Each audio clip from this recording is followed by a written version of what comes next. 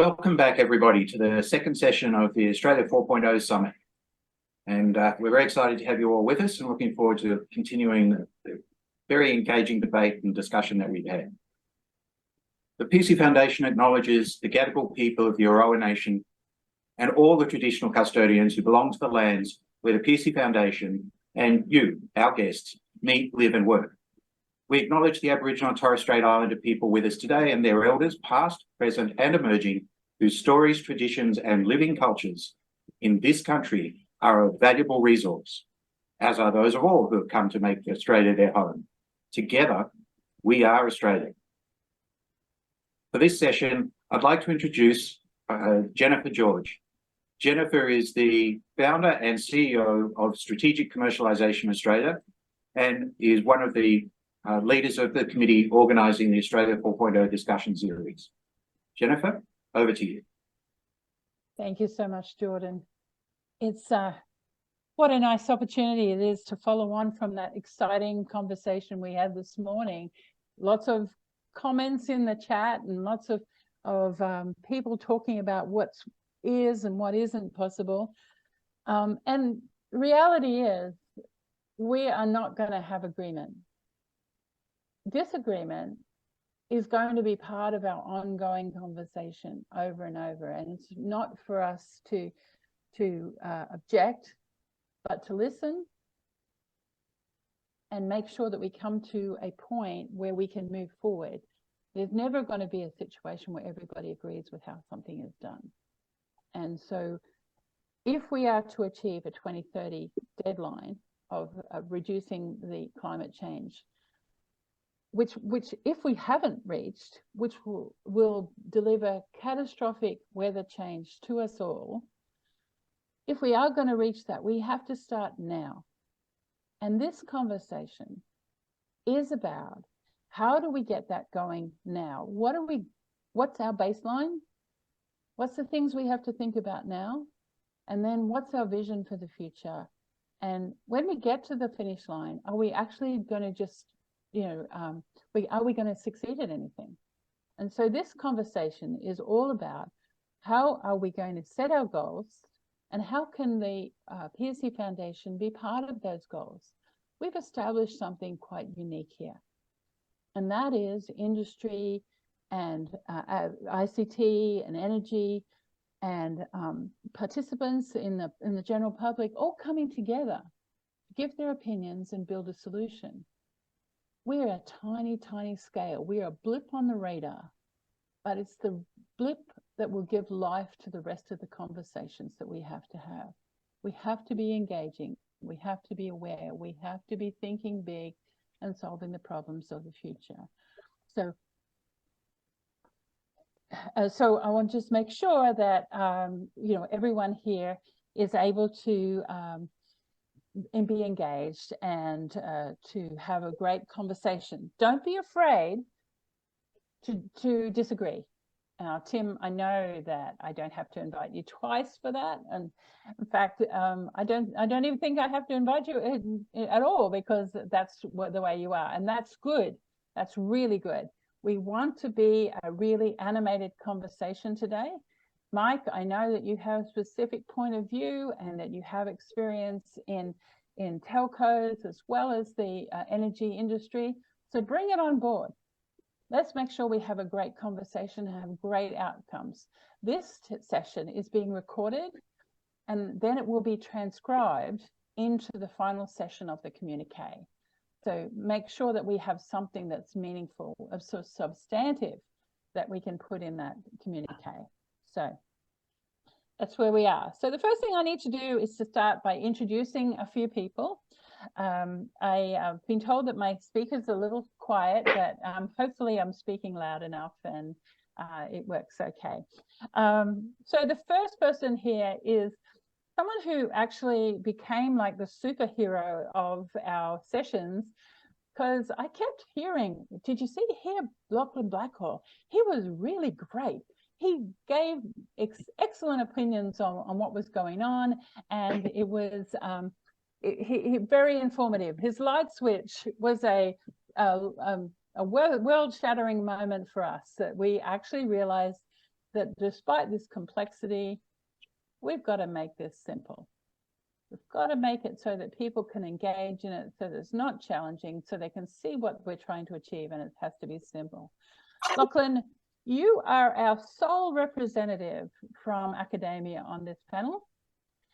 And I've got to say, no pressure, but I'd love to hear from your point of view and see if you can kind of not only encapsulate your point of view, but some of the other academic groups that you have seen on this. As when you introduce yourself, you will have lots of conversations later on, but at the moment it's an introduction.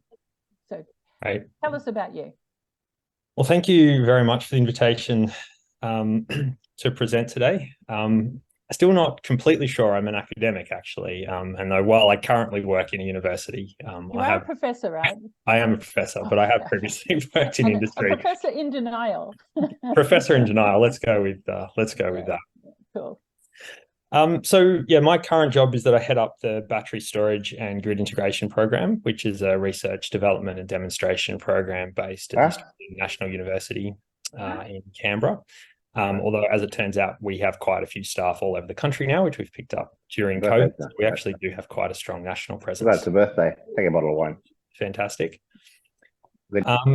Sorry, we've got a little bit of... Yeah, I think I want to go to that party. I'll take a bottle of wine too. So the program itself, we have about 50 staff and students. We work across 4 key themes, looking at new battery materials and battery devices, looking at how we model and analyze energy systems, and particularly not just electricity systems. You know, I think it's important to realize that we're heading towards a world where all of our energy systems will interconnect. And so it's not enough to sort of analyze the electricity or the gas system in isolation, but we have to actually think about modeling and analyzing them is in an integrated form. We do a lot around optimization and control. So, how do we actually control all these new assets to ensure we have a reliable, secure and resilient energy system?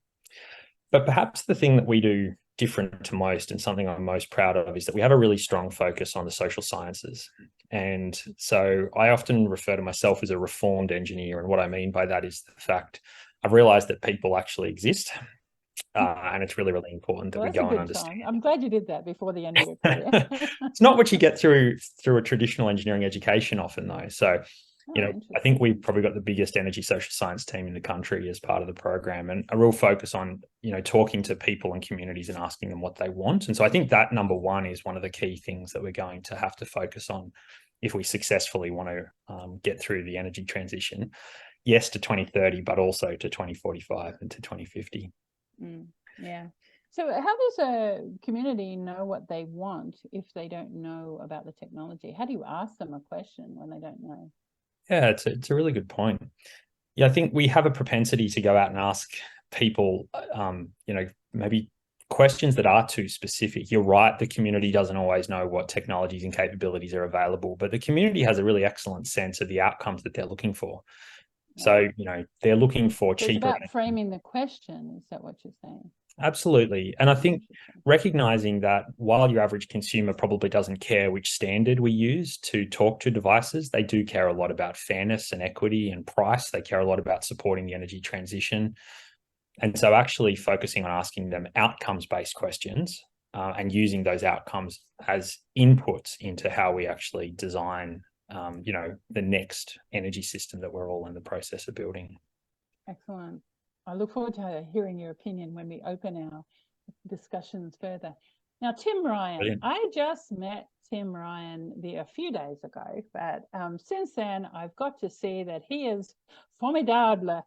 He is a person of experience and very dynamic personality, and clearly has a strong opinion, but willingness to listen and sincerity that I admire very much. So, Tim, tell us about yourself and Ready Energy and what you do when you work with the regulatory bodies and the things you've done in the past.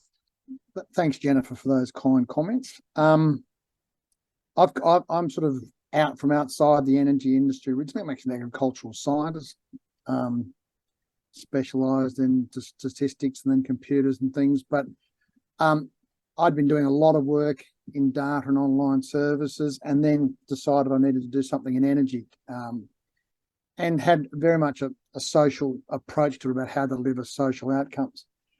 And just your reference back there to Lachlan's topic, and we mentioned it this morning. I don't think Lachlan was in it, but that was a highlight of our session, was Lachlan's focus on the social side of it and trying to deliver it. So it comes back to a lot of what I've done was, I looked at technology to deliver solutions, but when I found that the technology that I could deliver and that others couldn't be used, I got very involved in some of the rulemaking processes. So the wholesale demand response system mechanism, the enabling DER rule change, some the Energy Networks Australia, AEMO working groups on open energy networks and trying to work out how to deliver outcomes for consumers.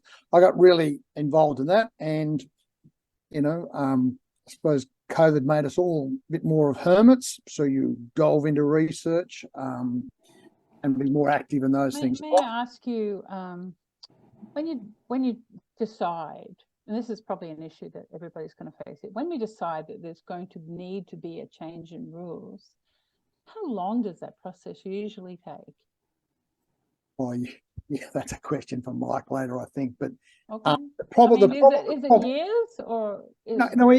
There's expedited processes. There's other things that can go with it. One of the interesting things is, and I think we'll get to this topic later, is the process of rule making and the goes to rule change proposal.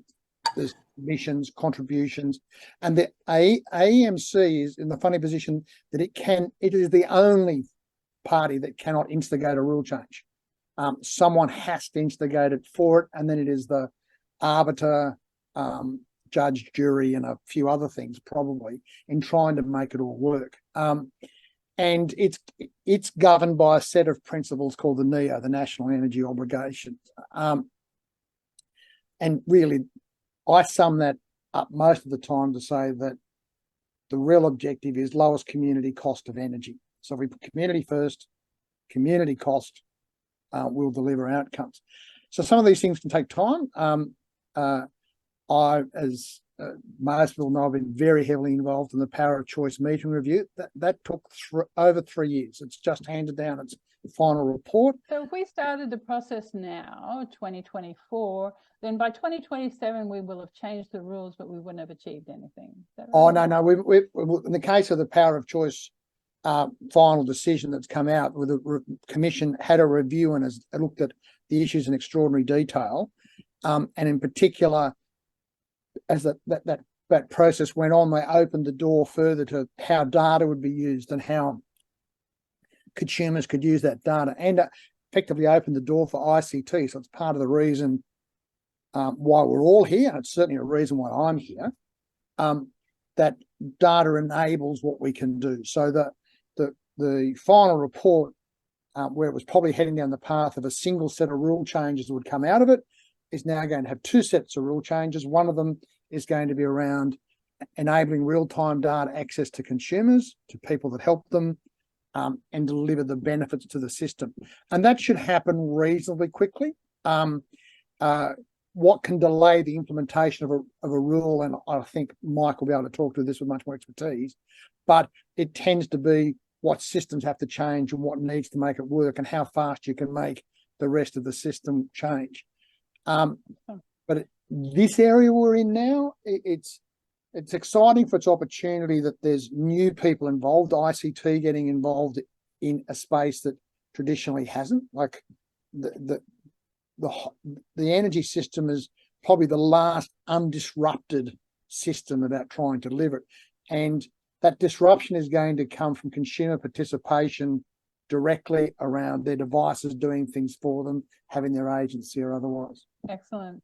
So what, thank you, Tim. I'll just get Terry to join us next. But before I do that, I just want to say to any of the participants in the call that this is actually going to have a little bit more interaction in this call. So please make sure that you've added some questions and they will be covered in in this, and all of your answers will be included in the communique. So we're either in specifics if they're unique, or and covered in general topics.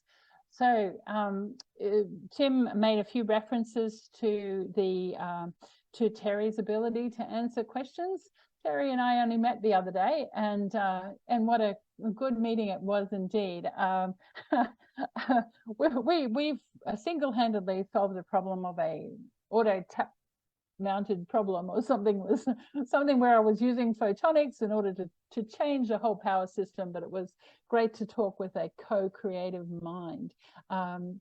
Terry, you've got this incredible background, national president of the Electric Energy Society of Australia, and you've also done work with safety, and then you've been a technical advisor to AEMC. So tell us more about you and what brings you here. What's your aspirations that this group could deliver for you? Thanks, Jennifer. I think you've probably said enough about me, so I won't say anything more. Okay. The fact that I've been around long enough to be exposed to most things. Well, haven't we all, right? That's right.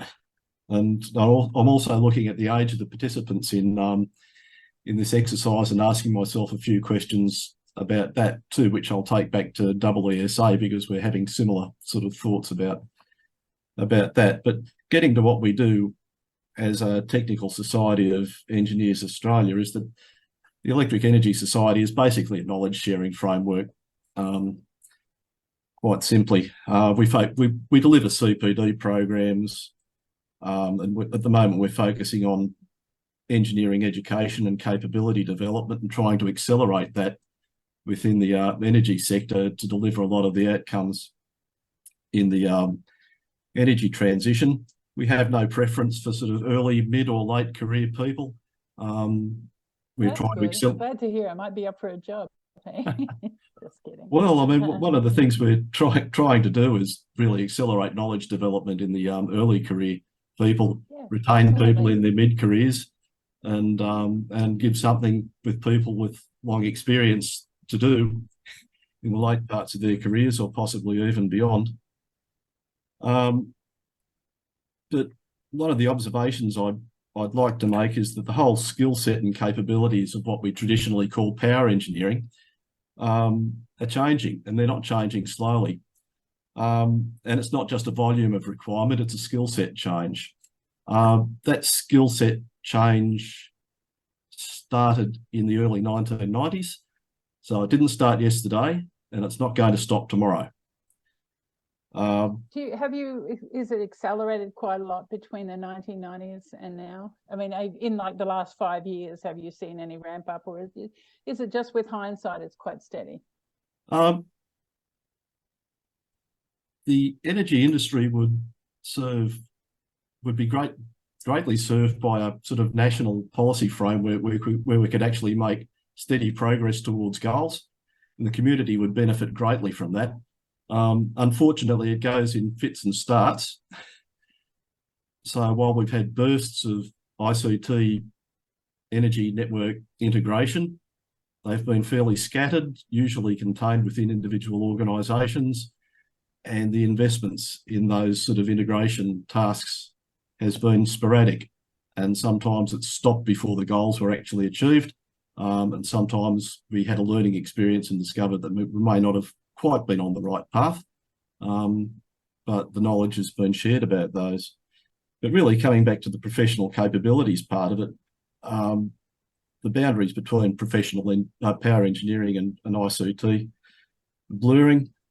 We must at least be able to focus on joint problem solving, because at times in the past, and in my personal experience, there has been an element of competition between power engineers and ICT capable people within the energy businesses, and that the focus really needs to be on collaboration and joint problem solving rather than competition, which takes us approximately nowhere, or possibly even backwards. Yes, that's a scary thought. I'm going to leave it with you now, but I'm looking forward to hearing your opinions later as we discuss things more fully. Lynn, as I said, it was a pleasure to meet you the other day, and great to see you. And your experience on the board of the Australian Energy Regulator just started. You were described as your breadth and depth of industry knowledge is an incredible asset to AER, and so your asset value is appreciated here today. I am thinking that you're going to play a pivotal role in this conversation as as we go forward, because you have a clear point of view and lots of experience. Tell me more about why you think joining this conversation is important to you. Thanks, Jennifer. I think the reasons this conversation is important goes to the role I'm playing at the AER as well. For most of the last decade, what I've been focused on is the consumer journey to 2050. What do they want? What outcomes do they want? What challenges and barriers are they going to face? And part of that then is also how, in this conversation, technology and data actually work for consumers to deliver consumer outcomes. I think too often, because perhaps there's not enough discussion of the consumer point of view or the consumer outcome, it's seen as sort of messy or unrevealed, then we tend to default to a technology view, what I often call an infatuation with technology. And solve all the problems, right? Yeah, exactly. And when we default to that, we think of consumers as imaginary friends, like that they're just going to love it, right? Like, do you mean? And there are consumers who do love it. And then we'll focus on them, right? We won't even listen to the people that don't love it. Exactly. And then the other key role that I play at the AER is my background originally, my entry into the industry was in electricity distribution. I was a consultant for a decade to electricity distribution businesses. So again, it's about what are the transformation opportunities for that part of the system to utilise technology and data to be the smart grid, but to work for consumers, not to control consumers, not to take agency away from consumers. So that's the key things for me in this conversation. You're breaking up just a smidge. It must be that my internet. Yeah, so thank you. You broke up a little bit there, so I've kind of lost.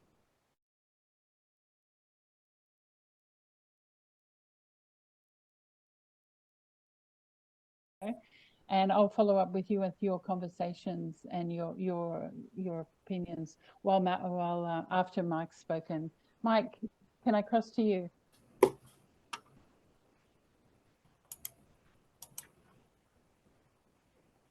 Yes, Jennifer, thank you. So my name's Mike Bradley. I'm the Executive General Manager of the Australian Energy Market Commission. I look after anything to do with consumers, markets, and our analytics team. For me, this is a really important conversation. We're looking at what we're calling them custom energy resources, but that's in a broad use of the term. So it's anything that consumers have in their house that can generate or store energy, but it's also community batteries or business tech as well for the same reason. So I'm going to lump them all under that category. And the way we're looking at the industry at the moment is we know that if we don't integrate these assets well, that we face a future of much higher generation costs, network costs, and higher interventions costs. And so there's a strong case for action of getting this right. There's various studies out there. The cost ranges are into the many billions or different numbers of billions, but they're all billions. And that's it's not surprising, because if you think we've got assets that can do capabilities, but we don't use them and we overbuild them, that's going to lead you to a higher cost future. So orchestrating this resource set is a critical thing for good industry outcomes. When we think about what success looks like, we've got, well, a few lenses, but the most simple one is to firstly recognise these are consumer assets. And so this isn't for the industry to direct how these assets are used. This is for the industry to hope that customers are willing to have their assets used for the benefit of the system. They'll obviously want to get the benefit that they bought them for, whatever that might be, but then also to be able to make them available to the system. And it's only if you get those two things, the benefit to the consumer and the benefit to the system, that we think we'll have succeeded in integrating these assets. And so then if you go to, well, this is where we're focused in a practical sense. So what do you have to do to make that happen? I think there's, again, at a very high level, there's two challenges. And one is changing the way the industry interacts with consumers today. We're not set up to let the industry, to engage consumers in a useful way that will give them a plausible path that many of them will take to let their assets be used in the system. At the moment, we're not there. And the other part, and the one that I find incredibly interesting, is how we redesign all of our market systems to allow all of these resources to play in those processes. And so quite specifically, what I mean is things like an aggregated resource of all these customer energy resources. What's the path for it to play a role in all our wholesale functions today?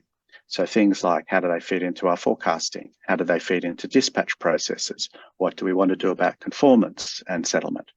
And so all of these things, actually how the market works today, we need to work out. And that's really a challenge from going from a sort of one directional system that coordinated a few hundred large generators to a system that is bi or multi-directional with many millions of devices being coordinated. And so to me, that's a big data optimization challenge. And that's one of the key things we've got to face. Do you think that people that are currently in control of the system will be on board for a redesign of the market systems and welcome the digital age with open arms? I think there's a hard path there. So, I mean, this is my other market party organisation, the market AMO, of course, the operator. I mean, the challenge for those guys is they have to keep the system working today, and they also have to build for the future. And there's so much change going on in the industry. They're struggling for bandwidth to know how to not only do today's job, and they're, I think, a little bit like governments, fairly conservative in making sure the lights stay on. So they want high levels of reliability. I think most consumers are quite happy that they have that perspective. But it does make the challenge of change quite hard. And they don't have a lot of bandwidth to, build these new and different systems and dispatch engines at the moment. Okay.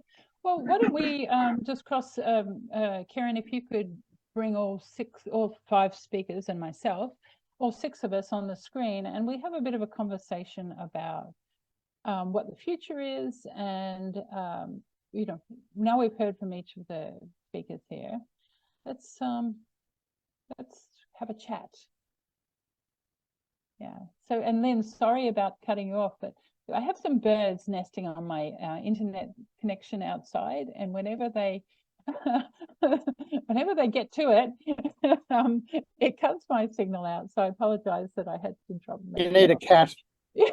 I do, or a big stick. But anyway, it's a bit hard to wield it when I'm on a Zoom call. But anyway, my apologies is here.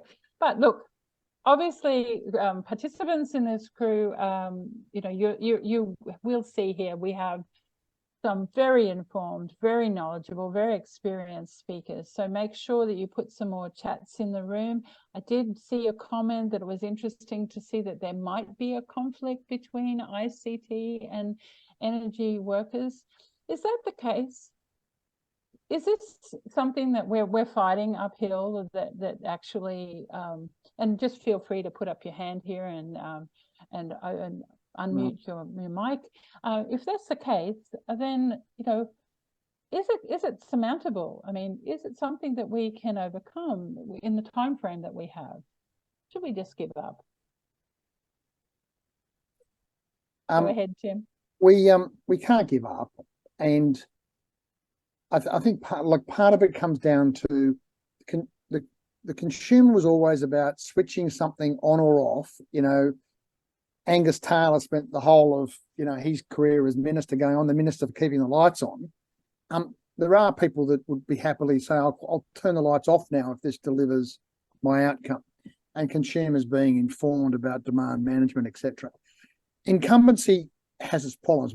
No, I don't think we'll get to the topic, but one of the rule change proposals the AEMC is working through at the moment is flexible trading arrangements, which is a whole thing about consumers being able to use their flexibility and what the options are. And certainly as we bring in, technology and options that come from, my expertise comes from real-time data and people having a bet on a horse race. It's a little bit left field, but they're just high-speed transactions and they've got value. Some of them are a little bit of value when someone has a bet, and they might deliver a big outcome when the other side comes out. Lots of people do it. Next Tuesday, 90% of the Australian population will have a bet.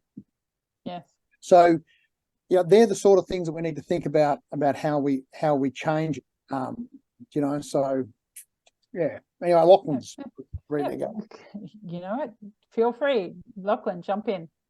Yeah, obviously we can't do nothing because ultimately the goal here is to you do realize that I didn't actually mean that, right? No, I do. But I also don't think there is a disagreement between the ICT industry and the power industry. At the end of the day, the goal is to ensure that we have a collection of energy generation and storage assets that can work together to deliver us reliable, secure, and resilient energy system.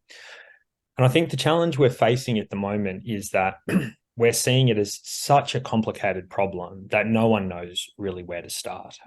And the reality is that, we've spent a lot of time over the last few years kind of talking about, how are we going to land or build the aeroplane in one go and land it. And the reality is that is not how not how we're going to make progress. So, we understand very clearly what people want. They want simplicity. I think it's important, the light switch analogy that I gave in my earlier presentation was that, ultimately people do want to interact with the energy system via the light switch. They love being able to turn it on and off, and that kind of be it. So we need to take complexity and we need to make it simple for people, but that doesn't mean it's not going to involve quite complicated solutions behind the scenes. It's just that what people needs to be simple. To me, we need to start with agreeing on, some integration standards. That's something where, ICT industry can be really, really helpful. We've made a lot of progress around IEEE 2030.5. Getting that kind of bedded down and locked in is really, really important. Then we can start to build on top of that, understanding, what data is going to go back and forward, what kind of control and optimization capabilities we want to build on top of that. But I think for me, the critical thing from an ICT perspective is that we need to start bolting some things to the ground and then building on top of them rather than saying we're going to try. Do you think that the Pearcey Foundation could help to bolt things to the ground, or this kind of conversation could help that? Yeah, absolutely. I think there needs to be, there is plenty of big problems to be solved here. And there's plenty of really smart people across the energy sector, across the ICT sector, throughout Pearcey who can get involved. I think it now needs to be a willingness to break down the problem into the smaller chunks and actually start to solve it progressively and put it back together, remembering that we're doing it in service of people in the community. And I think if we hold that at the core, we'll get the outcome that we want and that people want as well. I like your social context that you add to everything. It's great. I really, really appreciate it. Terry, you've got your hand up, but before I cross to you, I want you all to have a think about, I'm going to ask you that if we were in a boardroom in 2030 and we're all celebrating because we are the leaders of the world and we have achieved something amazing for the power industry, what is it? What would that look like? And what wouldn't it look like? And Lynn, I'm going to start with you after I've spoken to Terry, so beware. Go ahead, Terry. Well, I'll make 2 points here and then we can move on to the next bit, I think. A lot of the tension between people with ICT and power engineering backgrounds comes down to operating philosophy. The power engineers are very much about make sure it doesn't break, but if it does break, make sure it breaks in a safe mode. A lot of the ICT people that came across to the industry were much more of the telecommunications philosophy, where sort of you've got organic networks, which on a real time basis, break, fix, break, fix, break, fix, break, fix. And on the innovation world, it's like move fast and break things. That must terrify people in the power world, right? We don't want to break things. People in the power world don't have a license to behave in that fashion. Yeah, really. Yeah, the safety aspect swamps all the rest of them. So it's just a difference in philosophy and mindset between the two disciplines that I think we can successfully bridge, just as long as we bring the right tools to bear on it and the right leadership to the industry and possibly the right policy framework. The second thing I'd sort of question is the leadership in the industry and the messaging, which is largely dominated by the retail sector, and reaching into the domestic energy space, although we shouldn't ignore industrial and commercial users, because that's where a lot of progress is to be made. Yes, I agree. In solving these problems. But just talking about the domestics, how do we get to the point where the message is that if your energy bill is too high, don't stop using any less of our product. Don't make your investments in energy efficiency and energy efficient devices that are available at a premium. But instead of doing that, put a generator on your roof. And all that really does is potentially benefit the gentailer part of the So what you're saying is it's going to be the mix of those two things, that you can't stop one and just do the other. Look, the energy efficiency part of it has considerable challenges, but from a technology perspective, it's for consumer technology, it's actually the easiest thing to solve. And a lot of the ICT complexity, unless you're looking at intelligent device control and moving up the chain towards controlling the time that you use energy and so forth, falls away. So we shouldn't lose sight of that. Absolutely. So when I sent out a bit of a flyer for the what we're going to talk about today, I proposed a few points about what success might look like with our energy transformation. I'm just going to read a couple of points, and I hope that you've had a look at it. But will we have built the most terawatts of renewable power? Is that what it, when we lead the world, is that going to be it? Or is it, have we connected and optimized the power network to include our customers? Have we used the power generation to build new industries like hydrogen and green metals? Did we, in fact, optimize the CO2 extraction? Have we reduced the CO2 to the lowest levels in the world? What does success mean? Are we developing new ways to understand the weather and predict and prepare for extreme weather events? Have we adapted the energy system and the internet that will be enable us to enable transmission across all the regional areas, and also help them to have a better, stronger connected community? These are just some of the things, because when we say we're going to lead the world, what are we going to lead in? I mean, what is, I just want to know. So when I get to 2030, I'm not disappointed. I mean, if we have a goal here, let's set a baseline and work towards it, but let's see the vision. Where is it? Lynn, you're on the hot seat here, and it's only because I admire your opinion and your forthrightness in the way you describe things. So why don't you start with, if we are to be a success, what will we be a success in? Yeah, I think I'm going to tackle this at a human scale, because normally what we do is we go, well, all that coal-fired power generation is going to be gone. We're going to have big wind, we're going to have solar, we're going to have these wind turbines everywhere. And that has its own challenges, which I won't go into around the human view of that. But what consumers have told Energy Consumers Australia in their surveys is they expect the transition to clean to be made. They expect it to be made faster than we're going, but they expect leadership. They don't expect the problems to be made their problems. They want to know how they can contribute, but not by all turning into technology nerds and not by, staying home all day and using electricity all day and going to bed with the dark, right? So they want a better future. So they're very clear on that. So if I think about What's better? Sorry? If they want a better future, what's better? Well, that's what I'm saying. It's clean. It's easy to navigate. There are periods of abundance. We don't make it their problem when electricity is scarce. We've got storage everywhere so that all that electricity, whether it's being generated on rooftops or on schools or parking stations or locally, is being stored and given back to the community in the evening. So again, we're going to move by 2030. If we haven't moved from an individual paradigm of self-sufficiency, I'm okay, I've got a battery, I've got an EV, I've got a solar system, to a community view that everything that is produced locally is not wasted and it is used to make it cheap in the evening. And that's where we need business models to change. So you raised the challenge about, well, incumbents don't really want to go there because it's all a bit difficult. But there is a key in terms of, I think something, I can't remember which speaker, it might have been Tim talked about.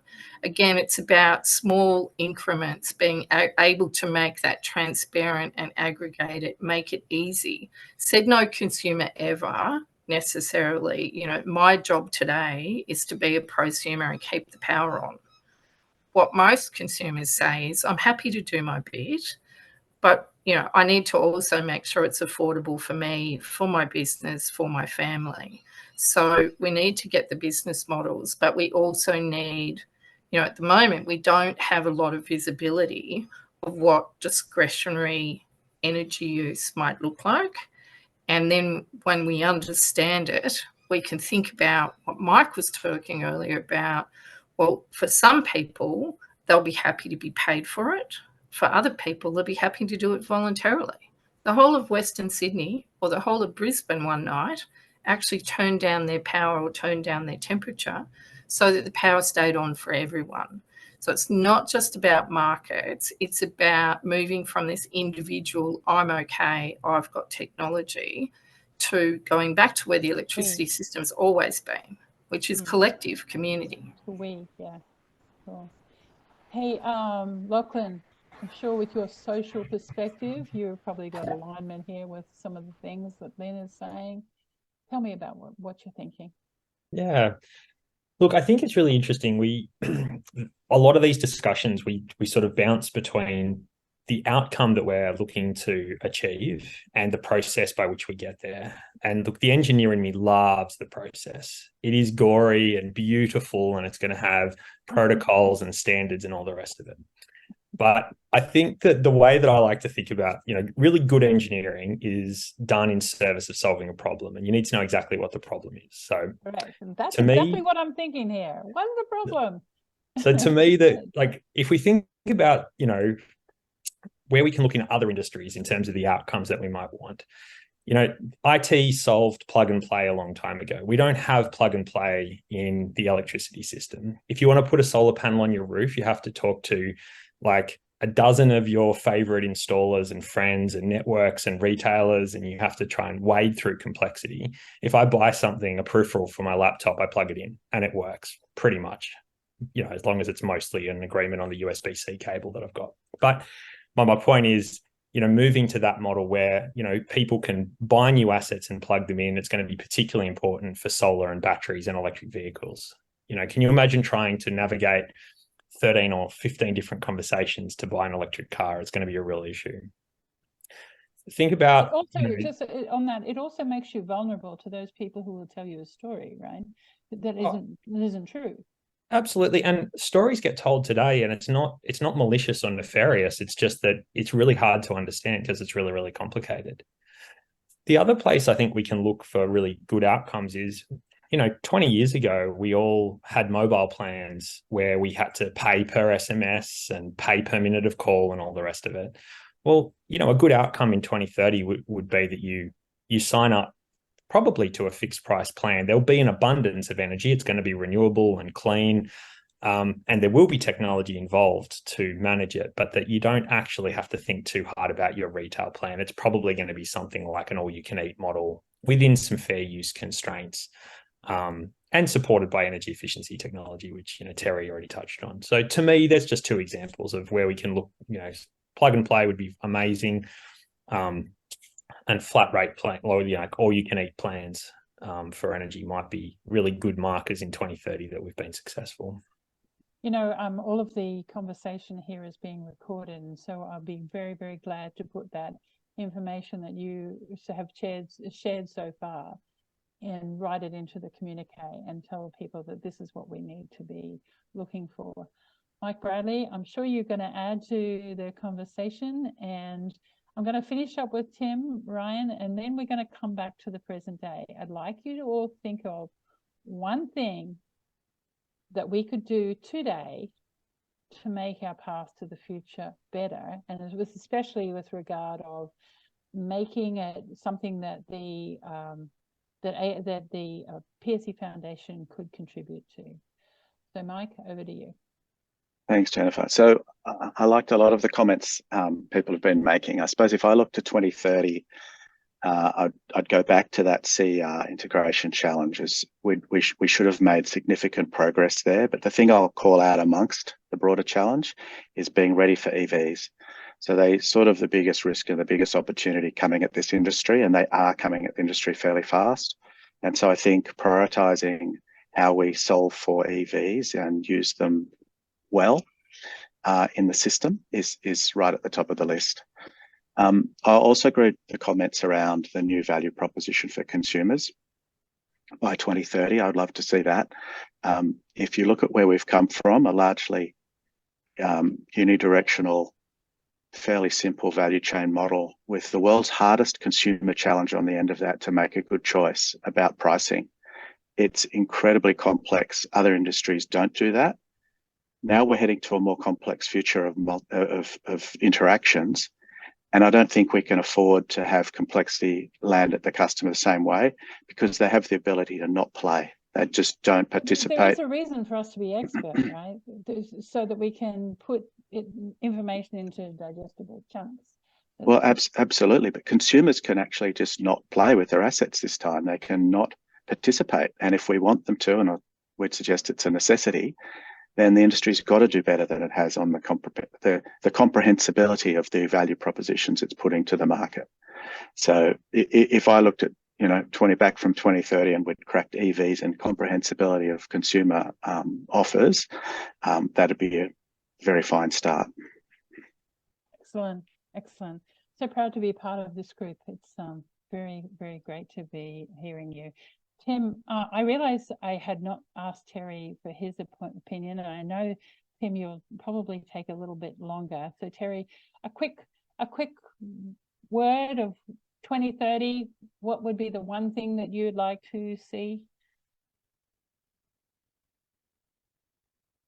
No one thing, but what I would like to see is probably best described by the work that Lynn is doing, where we managed to recouple market pull with technology push. Because at the moment, due to a long-term lack of leadership and perhaps a lack of proper education in the market, there's no cohesive market pull. And as a result, products are being pushed onto the market that may not deliver outcomes that are commensurate with the investments that are made. Yeah, no, and at the All Energy conference, I was looking at all of the different plethora of products that are out there, and you go, how can a real consumer know the good, the bad from the ugly, right? There's no way. They're all dressed up like the same cowboy. So it's anyway, Tim, you're at that point. Not just consumers, Jennifer. It's whole governments. Oh gosh. Much bigger problem than I anticipated. Yes. Wow. Tim, I'm glad we've got that on record though, Terry. Well, I've got scribbles all over my bit of paper here. But, oh, good. look, just one thing, I suppose. because it leads to my thing about the cars. You've all been reading about the number of fires that are coming from e-bikes, and people think, oh, cars are going to catch on fire. My son made the news the other day where he chased down a person down the road because their car was on fire. It was an ICE vehicle. First thing the police said when he rings up Triple O is, "This is an EV." No, it's an ICE vehicle. And the fire brigade guy says, "There's 2,200 fires a year in New South Wales, car fires. They're all ICE cars." So, but the thing is, we don't see them in cars because there's a standard. The cars know how to chat to the charger knows how to chat to the car, and there's a set of rules about who makes and breaks the connection and what it does. E-bikes, most of the problem is that someone comes and buys another spare part from Alibaba or God knows where else, or a different charger, plugs it in, and we end up with something going wrong, and hence a fire. So I've been helping some people on strata type issues about how they might approach those problems. Staying with the car and road theme a bit, we talk a little bit here about is the consumer's resources going to participate in the bigger system? We've got these things called roads, and cars that go on them all the time. We used to have taxis, and then Uber came along, so some people shared their cars, but the majority of people go on the cars, conform to the speed sign, stop at the stoplights, whatever it is that manages congestion and services around that. So we have these things that we already do that just aren't really in energy. So if I'm in 2030 and I'm looking back, and what do I want to see? I want to see, I suppose, a set of systems that understand that I don't expect something that's not fair. Like, why should I export my energy at 20 cents a kilowatt hour when the wholesale price is minus 5 cents? How do I put in that? Should I buy equipment that will actually look at signals and say, well, you actually can't export now, so I'm then getting a price signal to self-consume. Or here is a community battery and I'm going to pay a subscription service for my network, so the energy that's spilling from my house can flow to the community battery and I can get it back free of network charges and pay just the service cost for the storage. So I want to see, I suppose, community and back to the point we talked about this morning and was in the main session about the consumer grid and the consumer really being a participant and being informed about how it works and not trying to work out how to disconnect from the grid. We really can't have people disconnecting from the grid. People are going to have to connect. They're going to have to have a base level of service. This is what you get. If you want more, you can do this. If you want to avoid network augmentation because you're putting in some massive big power plant and the grid says, I can't service if you do this, but you've got land to put in your own microgrid and services, you can. We're already seeing standalone power systems go into the bush where there are savings by removing the stringy network wires, and the consumer is staying on the network as a virtual NIMI and saving us all money, even though the cost to service that individual is higher. And they're the sort Tim, of things. I'm afraid we've kind of run out of time, and I didn't want to cut you off there, but I'd really love for you to think of a case study that we could include in the communique that actually spoke to the points that you are bringing out here, so that we can share them with everybody. Okay, everybody, I go and stay with my mum occasionally, and there's $1 million minute at around about 5 o'clock in the afternoon. So here's your $1 million minute. What thing would you do right now in order to make sure that we have made a real change for the future? Mike Bradley, it's up to you. I think there's some really exciting opportunities coming up at the November Energy Ministers meeting. So we know, which might sound unusual to some people, but we do know that CER is on their agenda, and there's a whole lot of things that have been put in front of them, areas where the industry needs to do a lot of work. And so It's things like the interactions between the distribution layer and the transmission, the bulk transmission layer. That's an issue this industry struggled with a while. A lot of that's to do with the communication and the data that flows to different participants in the system. There's also the data architecture, I think the sort of things Lachlan's been talking about, but the data architecture on which this new industry will be built, cybersecurity, and sort of the backstop capability, given that we've got different technical characteristics. All those things are on the agenda. They're all opportunities, I think, for just different types of work. This industry hasn't faced a lot of these types of work in the past, and this is all new territory. And so I think there are immediate opportunities for a lot of people to try and be involved, and all that work will make a big difference. And if I could say Yes, go. I'd say one other one, and it's former capital investment background. We used to do capital investment under uncertainty. I think we're in the territory of policy under uncertainty. So you don't make huge bets if you don't know that it's a really good bet. And so the less sure you are about the future, you scale down, you do smaller things, you learn, you buy options. All of those, right? You diversify. All of those things are very relevant to how we take forward this industry right now. Excellent. Lachlan, 30 seconds you've got. Yeah, well, look, I think the November meeting's a good one, and I would ask for a plan. I think we have a federal government and state governments who are very aligned in where they want us to go. And yes, we have a lot of uncertainty, but we still need to write down a plan and communicate it with the people of Australia, and that still hasn't been done. And I think an ambitious vision for how we can collectively decarbonise the energy system is absolutely critical. Can you give me, guys, you'll all get the chance to talk in the next session when we talk about the next steps specifically. I just want to get it on record now. What's your 30-second idea, Tim, of how we could change the world? I'm going to deliver with the AEMC a rule change proposal for real-time data access to consumers. Because if you've got data, you've got information, you can make decisions. Without it, you can't do anything. So Mike's going to be, on the speed dial. Lynn, your 30 seconds. Lachlan's plan needs to have a human scale plan. So if ministers are going to do it, they have to stop their infatuation with tech and big things and think about small things and how they operate.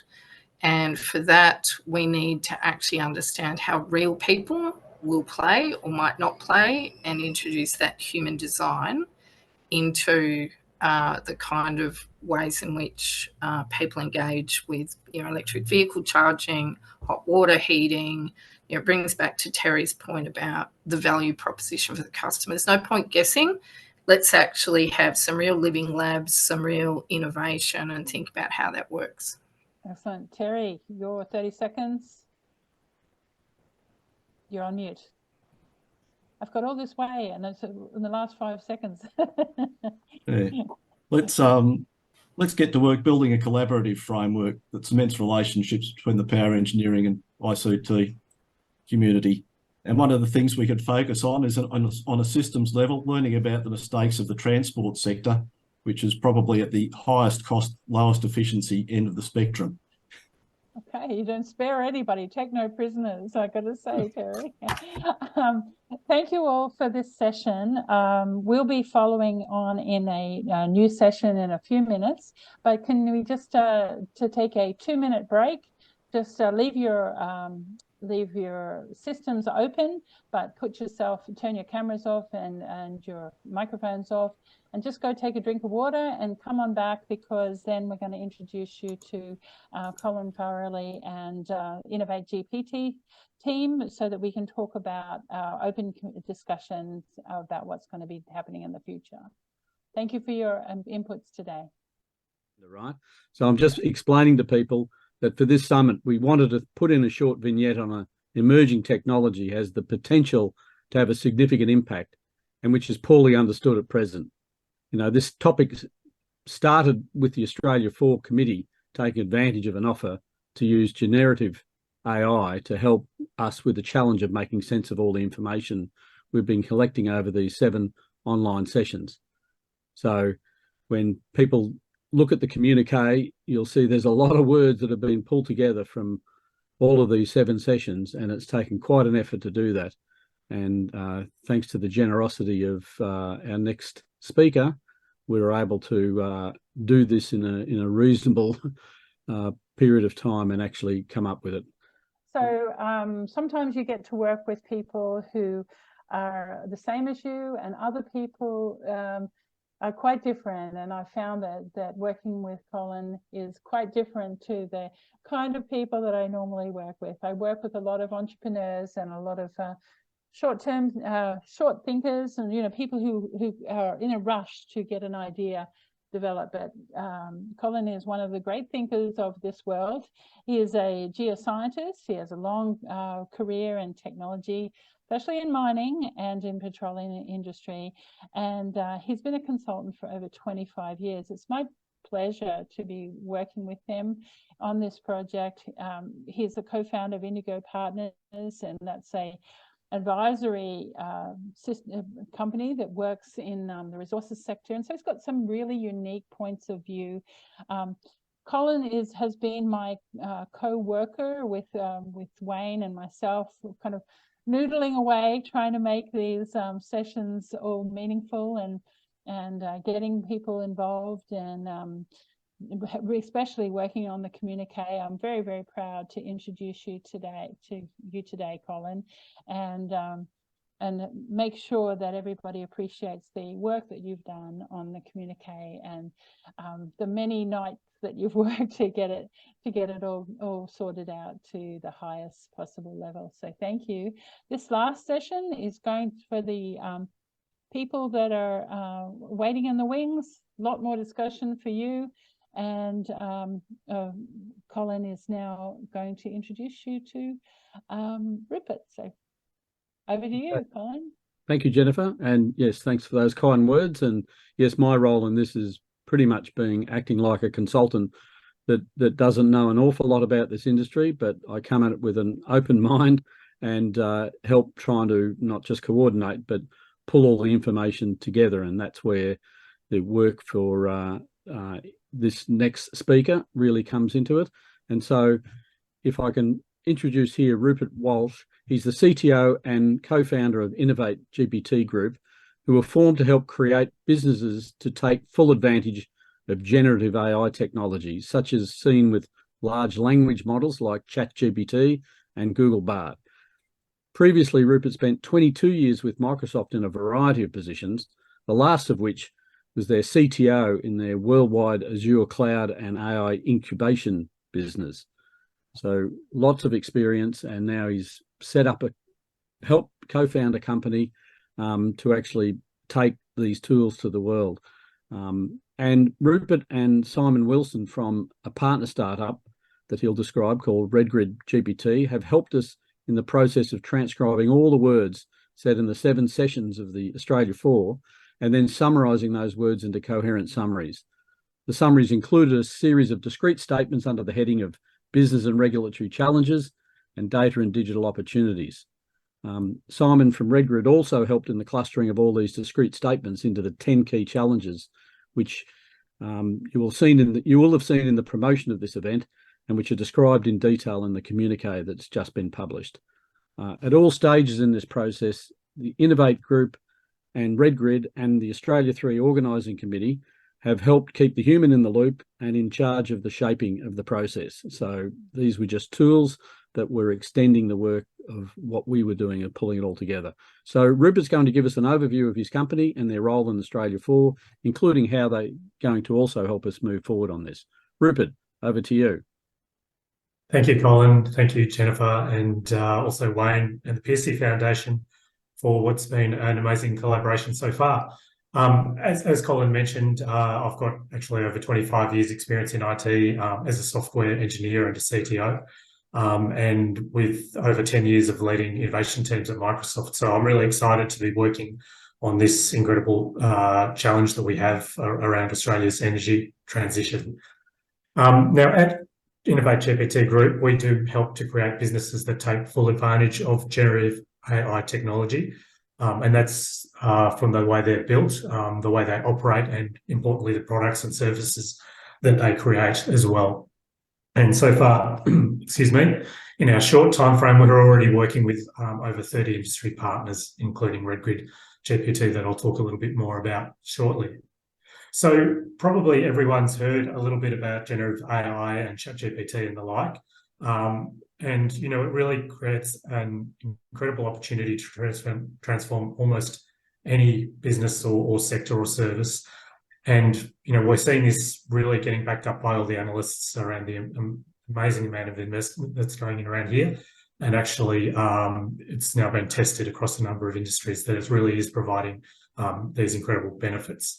And yet we're still really only at the beginning of this technology, and people are just starting to take advantage of the consumer products like ChatGPT and Bard, that Colin mentioned, but also Bing and going forward some more enterprise products like the Microsoft Office Copilots, which are coming out later this year. And whilst those public models are incredible, if you want to write a wedding speech or do something fun like that, and for many business tasks, you know, what we see as the real business opportunity and the real opportunity going forwards is in creating secure and private targeted models. So not just the large language models that are trained on the internet, but these targeted models that really leverage well understood, up-to-date and private data that's not normally available through the internet. So that really specific information, you know, in this case around the energy industry in Australia. And so what we do with our partners is we help them to build technology solutions that can manage, govern and reliably reference and cite that source information, really providing transparency around, you know, what is being generated, not just doing generation, but making sure we have the transparency there around what's being created, and keeping humans in the loop, as Colin said, which is critically important for you know, the responsible and ethical use of this technology, which is super key to actually getting value out of it as well. So in working with Pearcey so far on this project, you know, we've leveraged a few generative AI capabilities, particularly around language, to improve both the productivity and quality of the communique creation, as Colin mentioned, using AI transcription, summarization, some formatting improvements and thematic analysis, so coming out with the different types of topics and themes going forwards. And that's really set what I think is a great foundation of knowledge and ideas to accelerate this journey towards net zero, and highlights a key enabler, you know, or some of the key enablers of this technology. So, you know, communications that can be targeted to any audience, you know, in any language, that's something that's, you know, very, very good at. But also, it's going to be key given the complexity of all the different stakeholders that we've started talking about. And also, you know, to really get that consumer agency and to give consumers the right level of engagement and empowerment through, you know, talking to them through their language, which is not, you know, IT or technology speak, but it's about using natural language with them. You know, we're also seeing a lot of potential in this technology around skilling and reskilling. So in some of the other industries we're working in, and around education, you know, so even starting with young people as they're, you know, growing and developing and learning, but also in things like, you know, the efficiency of project delivery, and customer service, those other types of scenarios, you know, which are also going to be a crucial part of this transformation. Now, drilling down a little bit into working with RedGrid GPT, and I think Simon Wilson, their CEO, is on the line today. They're our energy industry partner, you know, very deep experience around the energy industry, as well as now, you know, having this great capability around generative AI and AI in general. So we're working with them to look to co-create solutions that are really specific to and co-created with the energy transition and the energy industry itself. And the way that we do that is through starting with a process that begins with emergent design thinking, which is a more modernized version of design thinking, if you like, which really takes into account the incredible pace at which we're seeing technology evolve at the moment with things like generative AI that weren't really a part of the picture even only 12 months ago. So we use that design thinking process to really discover, you know, what are the right problems that we should be solving with this technology, and how should we address those, and what should we importantly focus on first.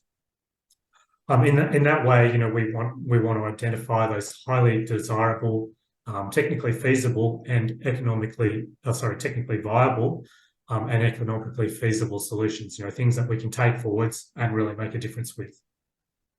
And I really liked, you know, what I think Lachlan said earlier, that we need to start with a number of small projects. It's really about starting now, learning, experimenting, and seeing what happens when we put together, you know, this sort of technology alongside of the energy industry in the state that it is today, you know, trying to get to that 2B state, but also keeping, you know, really importantly, as Lynn really kept us focused on, is how do we keep humans and real people at the end of the day engaged and brought into this solution. So using those inclusive design thinking things, and I think Michael Howe had a question or a comment before about using some things like journey mapping as well, some of the tools that we use when we're building IT projects.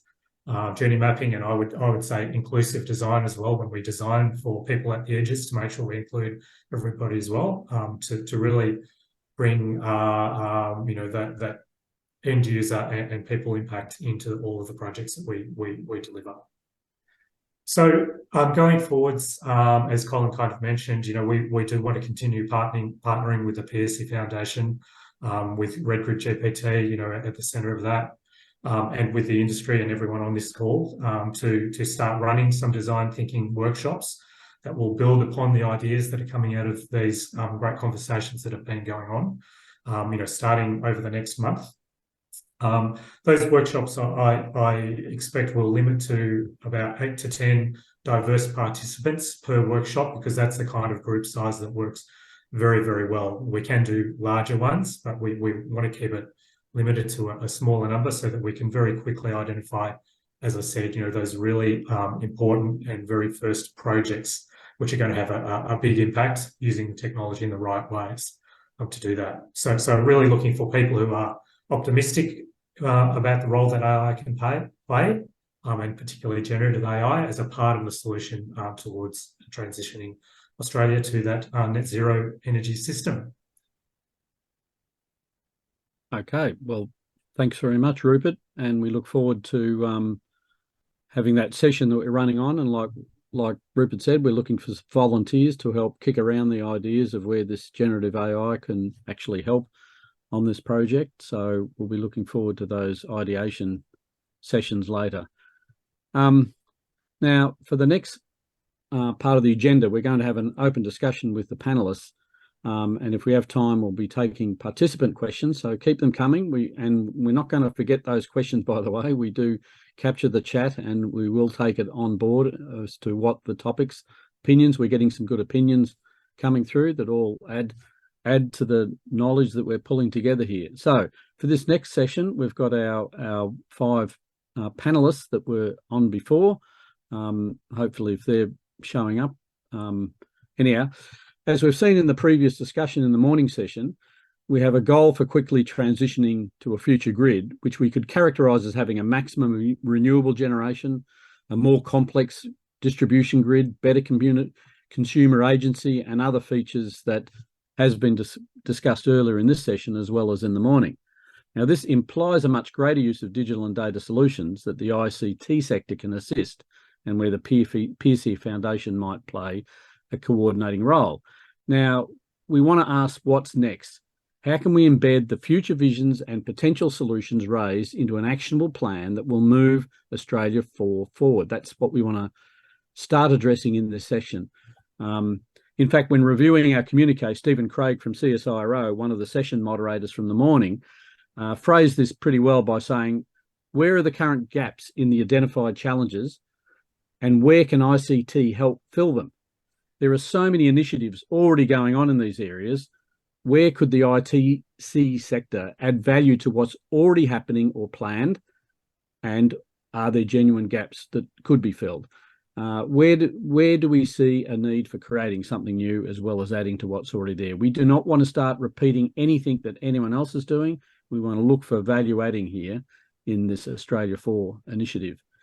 Now, in the communique, we have a chapter 5 options for next steps. Those, when you read it, it's very much a work in progress where we're just starting to throw ideas down that we want to add to in this session. And there are lots of different approaches that we can use. One approach that's outlined in that communique is to form some sort of an innovation consortium, not unlike a startup where we build a case for action, enroll foundation partners in an early piece of work that then develops a shared vision, a business case, and then attract some serious investment.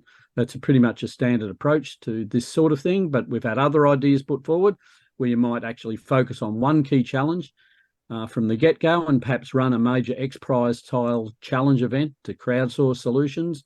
Another idea gaining traction is to develop a knowledge base of all the key initiatives, research projects and startups happening in Australia and maybe around the world, in which this generative AI-enabled technology can allow for easy interrogation. So perhaps we can even interest governments to add their policies and regulations to this knowledge base. Anyhow, lots of ideas. And now I want to ask each of the panelists in turn on what you believe is the most important thing we can focus on next year. Now, I want you to give 2 answers to this, perhaps largely by expanding on what you said earlier. So briefly restate what you think is the most important challenge we should be focusing on. And secondly, how do you think we should go about it? So if I can call Lachlan as the first cab off the rank, what do you think, Lachlan? Yeah. I mean, my position is always that we need to actually start by understanding what it is we're building.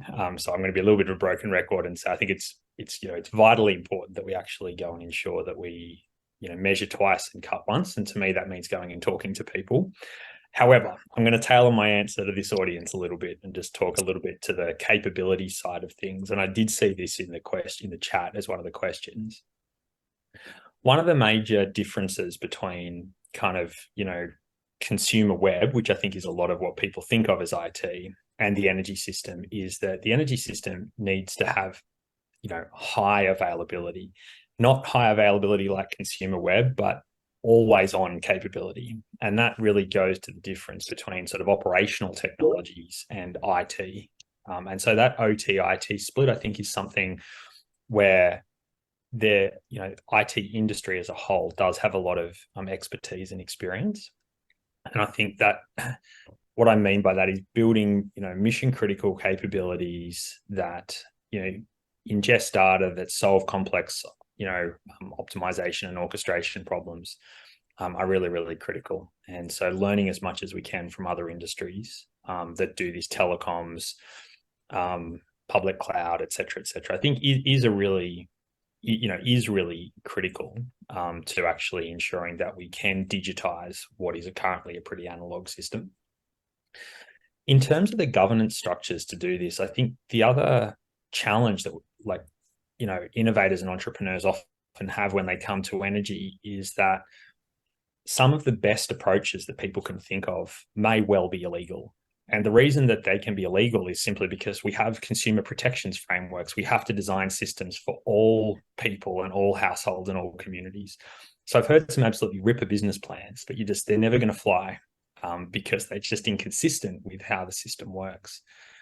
And so one of the things that we do talk about a lot is the role of public benefit technology and organizational frameworks that allow public benefit technology to be undertaken. We need the best thinkers and the best doers and the best implementers, but we need to do it in a domain where it may be hard to go down a typical innovation pathway. And I think for the energy system, it's incumbent on us to find ways to actually incentivize and create space for that kind of public interest technology development. So that, to me, as an organizational framework, is something I'd love to see taken forward. Okay, so you're talking there about developing an organizational framework and also pulling in lessons from other industries. Is that right? On what you're suggesting would be a good lessons from other industries always crucial. We don't want to be myopic about it. But the space to do public benefit technology, I think, is something that's critically under-realized globally in this sector. I can certainly say from my own experience that having lived through a revolution in the use of digital firstly in the digital oil field area in the 90s, where the petroleum industry was embracing automation and remote operations and big data in a big way, And then 10 years later, seeing the mining industry go through exactly the same transformation. I can see all those issues like the IT-OT convergence you mentioned. It's like the wars between the engineers and the IT people. I can see it all happening. So I actually really do like that idea of, can we learn some lessons from those other industries that have been through major transformations? So yeah, that's a good point. So next cab off the rank, Tim, if you can have a go at what do you think's the most important thing we go after, and how should Pearcey, you think, address this? Okay, so I want to take on from what Lachlan was just saying and the approaches of it. At the moment, everybody in the energy business, the public face to the consumer, the businesses that exist to it, are focused around selling energy, making money from energy. They make a margin on the network costs. So the more money that's spent on network, the more money the retailers get to collect a share on.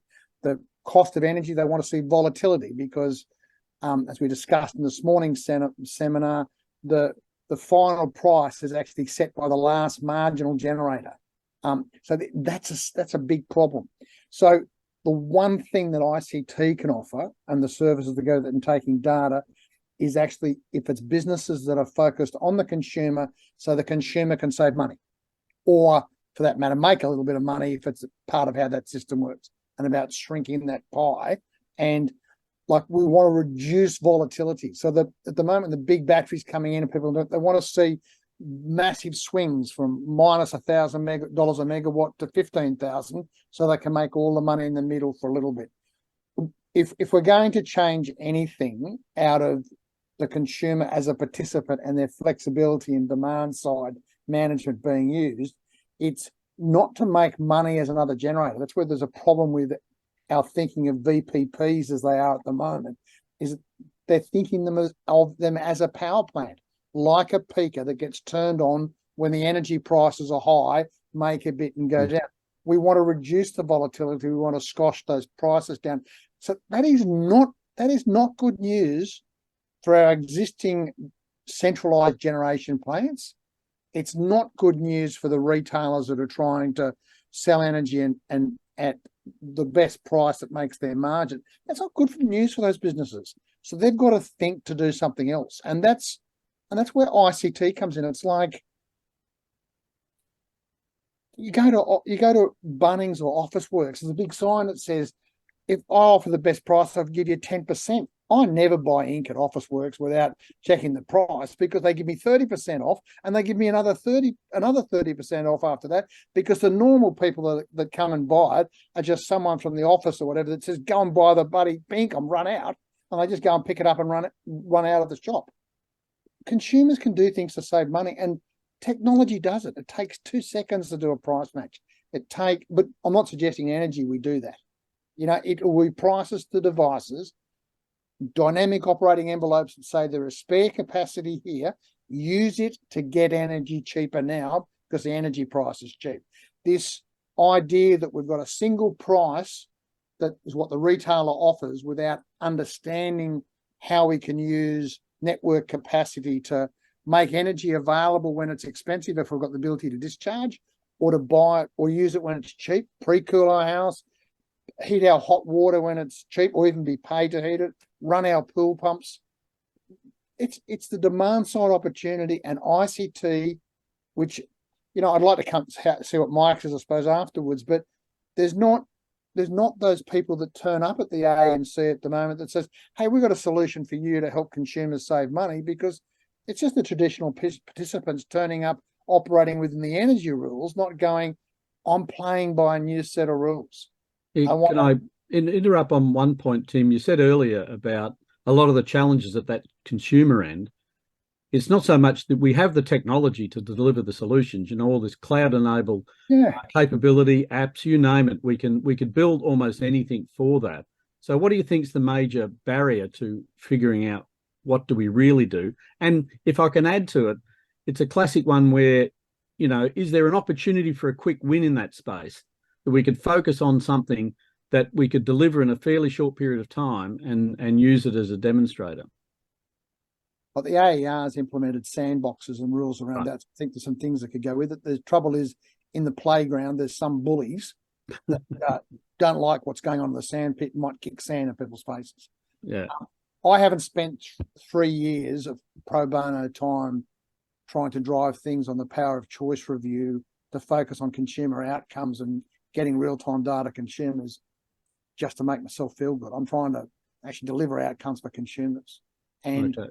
I think it's there. I think it's a big win that will come with it, because if the recommendations of the commissioners are followed through from that report, that mandated real-time data access is available to consumers and they choose who they give it to, it will provide opportunities for businesses that have never been in energy before, that the expertise of Pearcey comes to. Like, you know, I met Wayne about 12 months ago, and he's like helped me understand how digital can help in energy, and that's why I'm here today.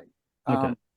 So part of it also, if there's a lot of things happening in terms of people building applications and demonstrations, sandboxes, sandpits, living labs, is there a potential to actually start pulling together what are all the things happening? You know, the fact that there's so many initiatives happening, is there a confusion, do you think, in not just the consumer but also policymakers and others in terms of what's actually happening? So I talk about the outcome of the power of choice review as though it's going to deliver and it's going to work. It's actually got it's steps to go. It's got to go through a rule change process, and the final rules have got to be delivered. And there will be incumbents that will fight tooth and nail to stop some of those recommendations becoming rules, particularly if it's taken to the nth degree that says, actually, we want to see sets of rules that really drive benefits for consumers.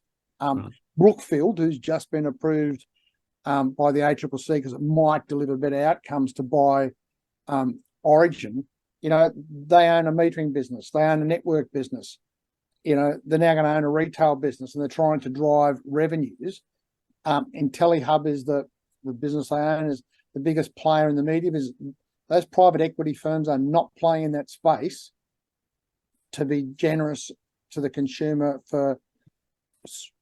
Okay, yeah, that's I think that's job. good. I think we'll get another chance to if we field more questions. If I can move it to Terry next.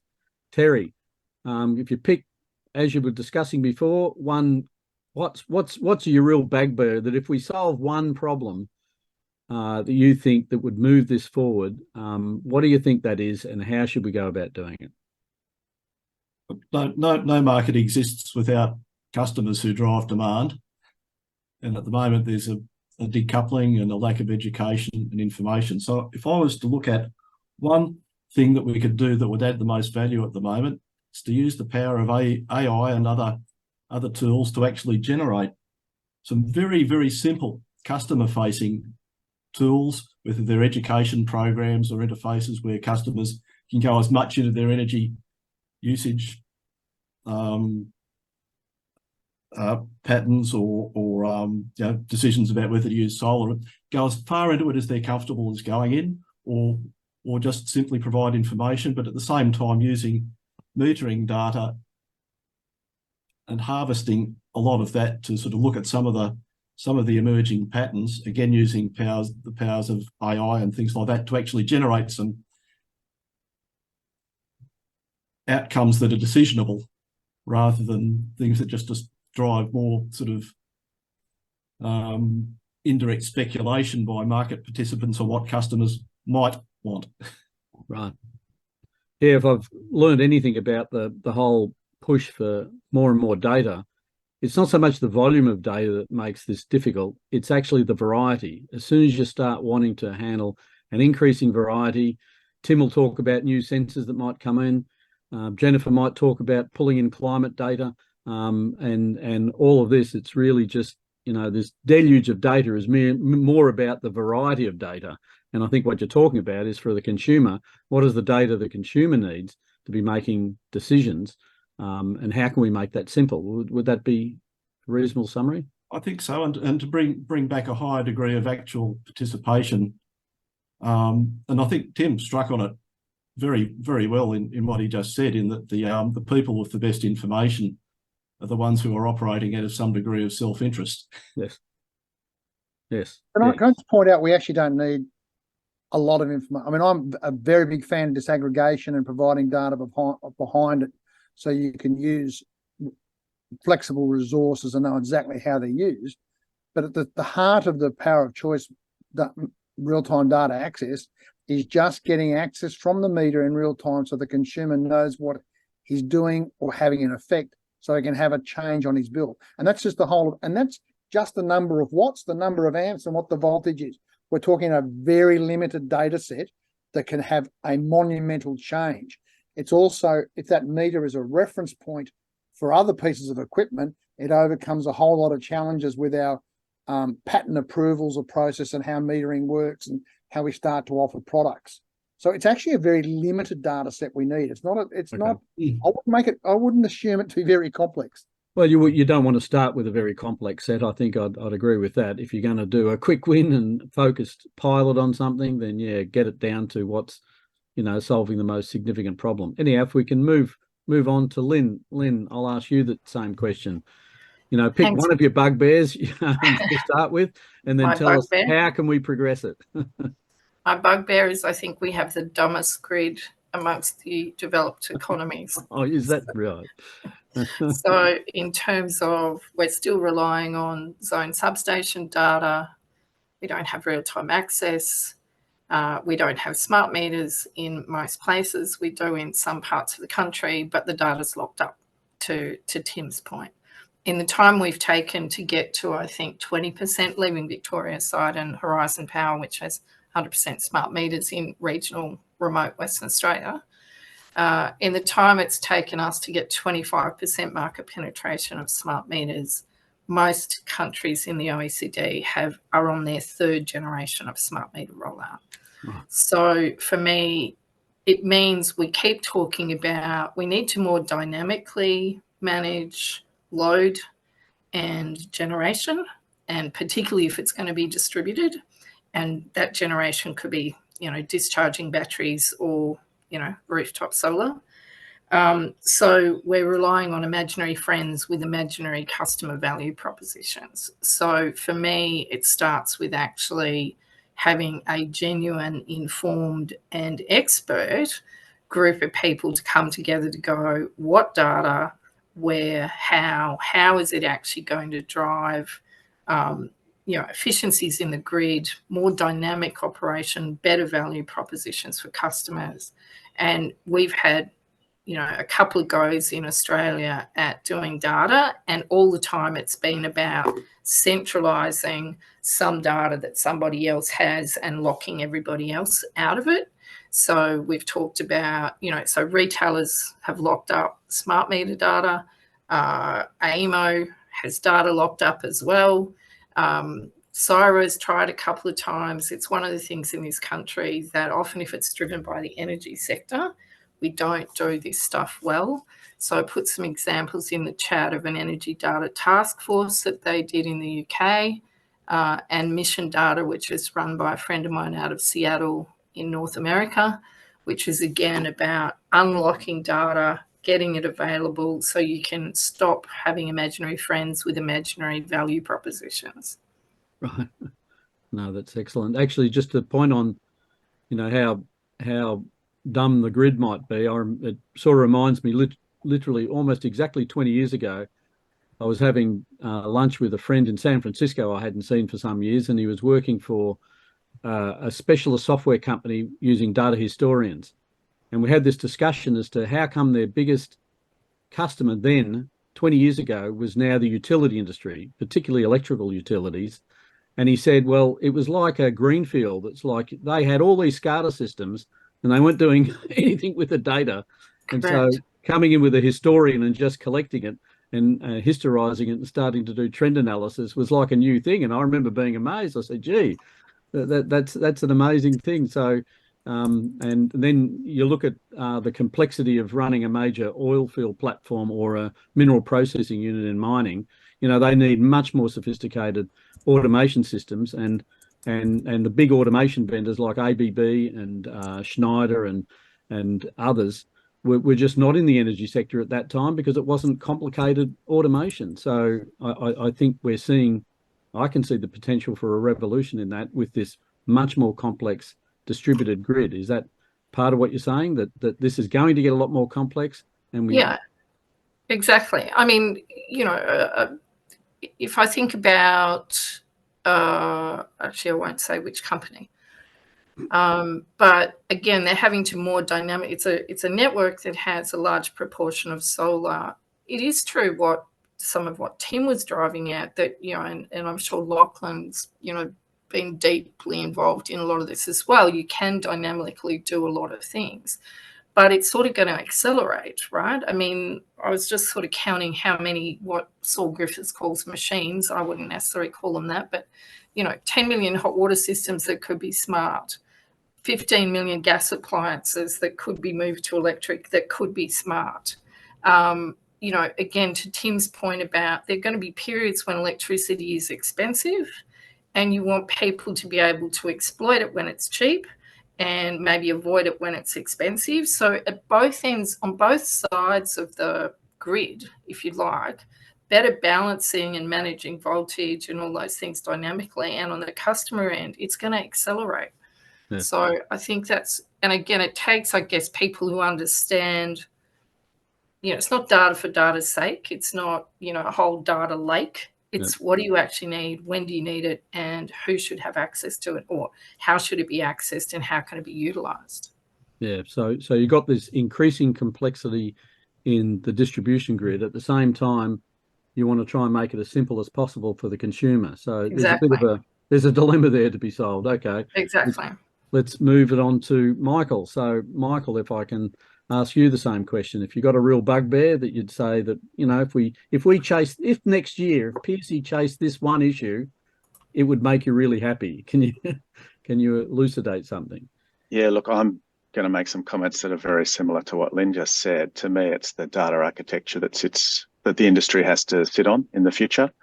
So I think mapping it is something that needs to be done better than it's been done. I think there's been different attempts, but I like Lynn's questions. My questions usually are what data, what frequency, to whom, and then how. And if you're thinking about the what data and the frequency, you have to do it by the different players. So consumers, retailers or aggregators, networks, the market operator. They've all got quite different data requirements, although there's obviously overlap in some of those. And I think the issues people highlight, that there's little data fiefdoms around the industry and they don't like sharing. That's an issue to be worked through. But if we did that first map of the data requirements that we think will underpin this sort of dynamic two-way market that we're moving to, with utilising customer resources and grid scale resources, then I think we've got all the how, and that's really where I think the Pearcey expertise comes in. So what are the standards and what is the communication protocols and what's the resilience we're building into these into this architecture? As an economist, that's not an area I have any enlightening thoughts on, but to me, that's really where we just haven't made a lot of progress. And I think a sort of a structured approach, and if we could get some national momentum around it, it would be incredibly beneficial. So I'd go with that one. That was certainly something that came up in this morning's session. You might remember David Hill and Stephen Craig pretty much were talking about the same thing, about the need to architect this so much better than has been done in the past. And it's the data architecture that's the key to this, I think, and the related standards around it. Okay, so I might ask Jordan whether there's any good questions that might come in that fit the scope of this session. Is there anything you could throw into the mix to ask, either any question to specific people, or we'll put to the Colin, whoever puts up their hand? I have to acknowledge there's been enormous dialogue continuing in parallel in the chat. We've had a lot of people discussing a whole variety of issues that are spurred by some of the things the speakers have said or in parallel with them. There's quite a lot of debate, I guess, around this issue of the rights of consumers. Should the consumers be making the decisions, or should somebody be making the decisions and offering consumers a more basic choice? there's been a lot of debate around whether or not consumers really want the detail capability to manage their power on a daily basis, or if they'll be much happier and more pragmatic about simply having cheaper power. So that's a lot of what's been debated in various ways, as well as industry structures and regulatory issues. One of the most recent ones was about the data that the proposition that where regulators or regulated industry players are capturing data, does it benefit anybody else? So maybe that's one of the ones that you could talk about, the role of data sharing. And since we're looking at all of this through the digital data lens, perhaps what the panel could comment on the role they see for the sharing of data and the fungibility of data across the sector. And yeah, I'll get people to put up their hand that want to go for it. But to frame that as well, I ran a major wasn't major, it was a multi-client project for looking at that very problem in the mining industry on sharing data around mobile equipment, and the number of different vested interests and different perspectives on it were just quite extreme. So it'd be interesting to see the perspective on, if it's around data sharing, you get all sorts of issues as to who's collecting the data, who has the rights to the data, how does that get shared in a secure fashion. That seems to me to be a difficult area in this. Does anyone want to have a go at? And I would add how long you keep the data. Yeah, that's right. And yeah, exactly. It's particularly for a lot of this detail data collected by smart meters. We're not going to keep it forever for every home, aren't we? Does anyone want to have a tackle at that one, the data sharing? Okay, Lachlan, I'll have a go, I think, because I probably have quite strong views on this. I think maybe just to answer the earlier question too around, how much visibility do consumers want and how much control they want. I think we've definitively answered this question, which is that a very small percentage of people care about visibility and control, and a very large percentage of people really do not.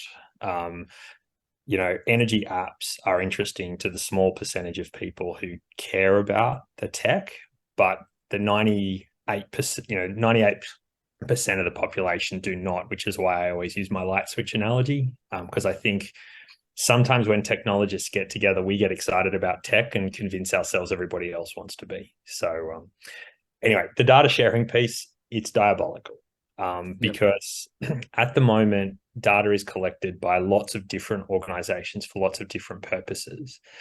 And so it's very much there's a bunch of one-to-one data sharing relationships that exist. And what would actually work really, really well would be more to have more of a data hub model. And the moment I say data hub, I can imagine people saying, oh, that's what certain projects have suggested. I'm not suggesting it in the context of existing projects. I'm just suggesting that the notion that data comes back to a trusted central repository and then can be accessed by trusted parties, trusted by the consumer or by the community, the easier it's going to be to build stuff on top of it.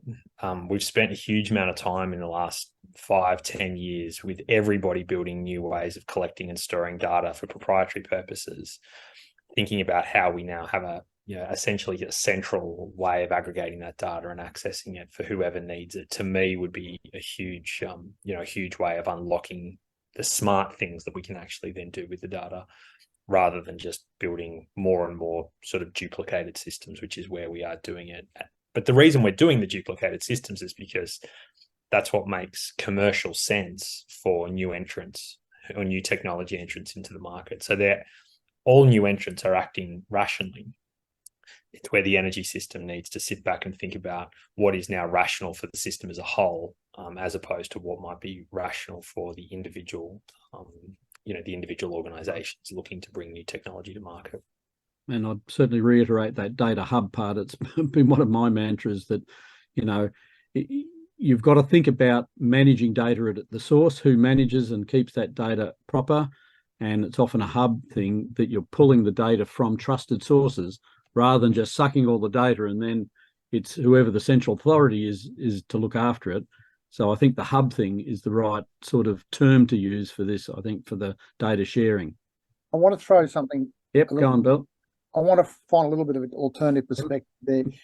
If the consumer using energy at the time wants to make a decision and do something, they really can't rely on their data being taken from their meter, delivered through what the metering coordinators want at the moment, their proprietary platform, to a proprietary cloud or a data lake, then process it and turn around and do that.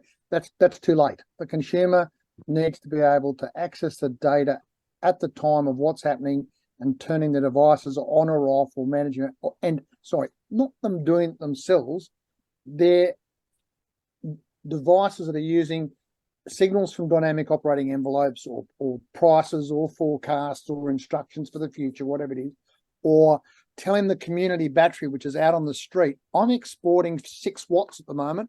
I want you to import 6 watts.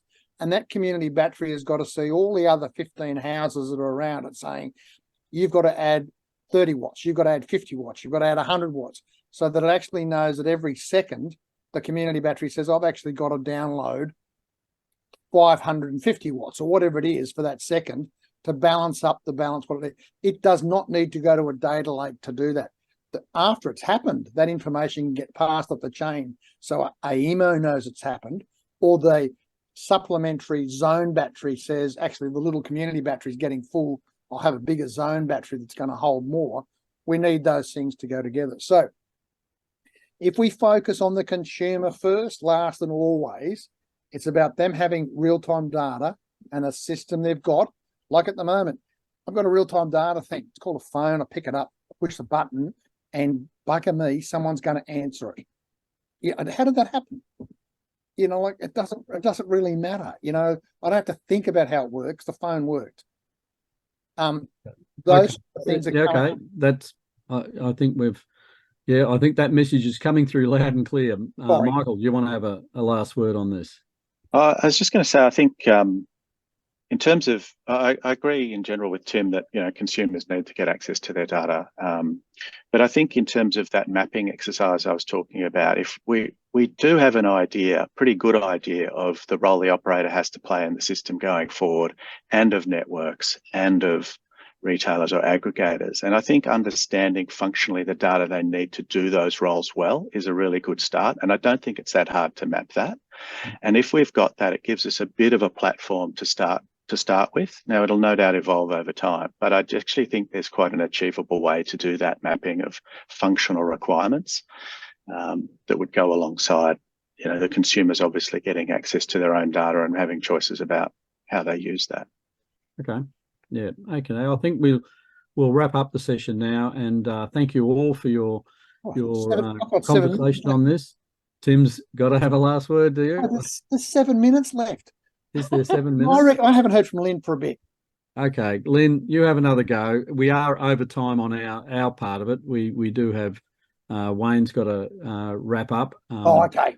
But I'll have a quick last word. So absolutely on keep going. Data mapping and data architecture. I think that makes sense. I love somebody's comment that referred to data lakes becoming data swamps. I agree. I also wrote a piece on blind spots in energy policy, which was about people who are data driven.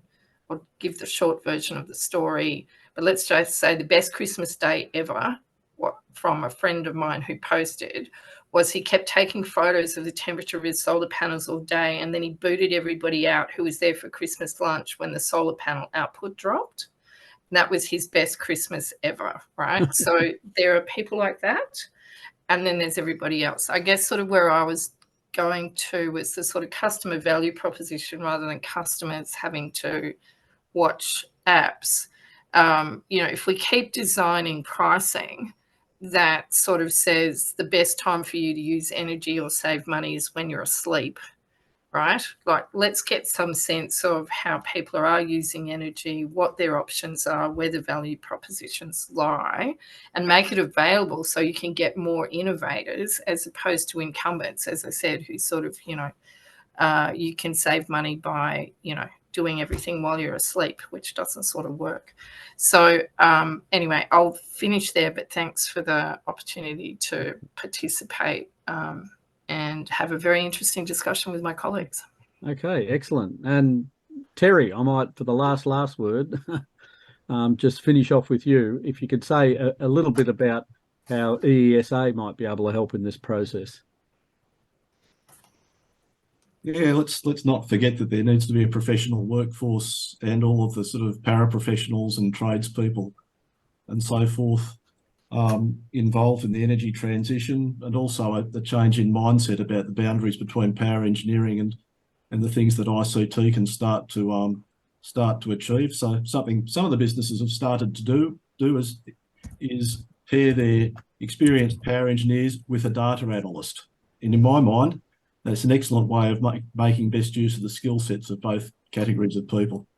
Okay, excellent. Now, Wayne, I'll hand back to Wayne Fitzsimmons to close the event, and thank you all for your excellent discussion today. And we'll be taking all those ideas forwards.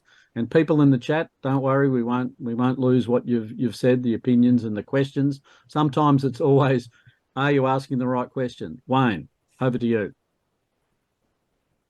Thanks very much, Colin. And I've been making so many notes listening to such an informed group of experts talk to us. I come at this challenge from an ICT perspective, and I set out earlier that in our first session this morning about how we got to this having these two summit sessions today, but our original goal was to, what are the key challenges? And in the communicator graph that's available now fully on our website, does set out those challenges. Not complete, but and the chat, I mean, the chat today is just incredible in the level of detail and the sort of knowledge that's being transformed to us. So the big challenge we have now is how to interpret all that about the next steps. And I think several people have made the point today. We cannot get the solutions unless we have a plan. And we've heard some suggestions how we need to get to a plan. And overriding all of this, and it just come through loud and clear this afternoon, is the consumer's role in all of this. And we have to have a new value proposition, Terry was saying, for consumers. And Mike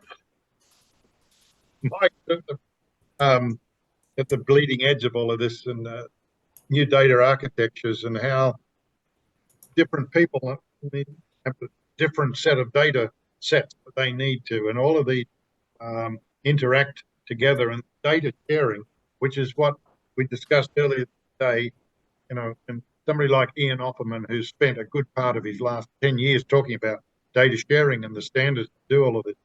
It's a wonderful representation of the enormity of the challenge. And I think, Terry, somebody mentioned that in November, there's an energy ministers meeting coming up. I think Lachlan, you were mentioning that. Is this an opportunity, or how can we help those people who represent us comprehend what the big challenges are and what priorities are to start to address this problem? And it needs to start now. So I'm grappling, as I'm sure many of you are, is what are the next steps and how we can move this forward in 2024. We will be back to you. We think we've got some momentum here that people want to be involved with to come up with it. When we need the collective efforts and mindsets of everybody to contribute to this. I think it's a wonderful development for our nation that we can take control of this, and we might be behind relative to smart meters rollout in Europe, etc. But we know I think we know what we need to do. Can we come up with a plan, define what a good result will be, and work back? And the Pearcey Foundation, we will undertake to try and do that. But we can't do it alone. We have to have a consensus. We have to have a collaborative approach. Can the industry come together? Can we be part of that glue that brings people together to start to define these challenges in a way that we can then say, this is the plan we need to follow. And what Stephen Craig said this morning, you know, it's a big systems issue here. And of all the people in the world that deal with big systems issues, it's in the ICT world, and the manifestation of that capability sits in the way that the internet operates today. Who could have imagined this 15, 20 years ago about how sophisticated it is, or go back 70 years ago when I started in this business? So thank you very much. And this is a wonderful closeout of several months of great effort by many, many people. I won't thank So them. Wayne, could I just mention about the ideation sessions? Yes, please, Jennifer. Of course. So I didn't want to interrupt you, but so Rupert has, and Innovation GPT has offered that 6 to 8 people could be included in 2 sessions for ideation using the Innovate GPT platform. We'll just list those in the future date, and so that people can come online and book in for those. And the only thing I ask is that only one person from each entity. So if you've got 3 people here from QUT or someone else, make sure we only have one person from that group that comes onto the call. But the idea is that you sample the AI. We wanted to not just talk about the innovation, we want to be the innovation. And that's really what Wayne's talking about here is, as we move forward, we need to be the change. And we understand that it's a responsibility that all parts of society have, and we would like to engage you with it. So please engage with that. Thank you, Jennifer, and thanks to everybody. We'll be back in touch. We're hoping to have a launch of our initiatives for 2024. This has been a wonderful program and a wonderful journey to get to this, and I hope when we publish the final communique that you will react. We will react to your responses. So please, thanks again, and see you next time.